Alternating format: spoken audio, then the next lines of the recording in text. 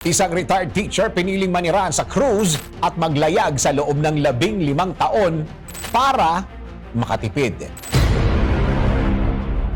Ika nga nila, it's better late than never. Pinatunayan niya ng isang dating guro na piniling magpadala sa agos ng tubig at maglayag ng mahigit 10 taon para buhayin ang dati na niyang pangarap. Ang inspiring kwento ng babae, eto. Oktubre nitong nakaraang taon nang maglayag ang Caribbean boat na Villa V Odyssey para bumiyahe patungo sa 147 bansa at bisitahin ang 425 na mga lugar nito.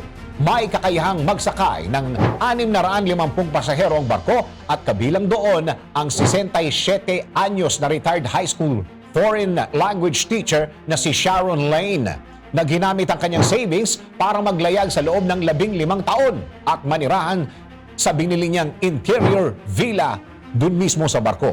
Ayon kay Sharon, mas makakatipid siya kung sa barko siya maninirahan at para sa kanya, mas mura ang cost of living dito. Isa rin itong dream come true para sa dating teacher dahil nagagawa na rin niya sa wakas ang matagal na niyang gustong gawin. Sa pagsampa nito sa barko noong June 16, nabisita na ni Sharon ang Vancouver hanggang Alaska at sunod naman silang lalayag patungong Japan at Taiwan. Samantala, sa one-time fee na binayaran ni Sharon na nagkakahalaga ng $129,999 o may katumbas na mahigit 7 million pesos ay may enjoy na ng pasahero ang mga facilities katulad ng library, fitness center, spa, pickleball court, swimming pool, entertainment lounges, clubs at higit sa lahat, kasama rito ang wifi. Sa mga may savings na riyan, saan nyo balak gamitin ang inipon nyong pera? Make sure na bukod sa secured future, huwag nyong kakalimutan na mag-enjoy.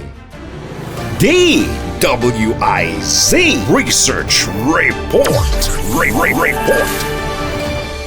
Thank you for watching. Tuloy lang ang panonood at pakikinig ng tamang balita sa DWIZ News, DWIZ News FM Regional, DWIZ News TV, Aliw Channel 23, nationwide. Mag-follow, like, subscribe at i-share ang aming mga social media accounts.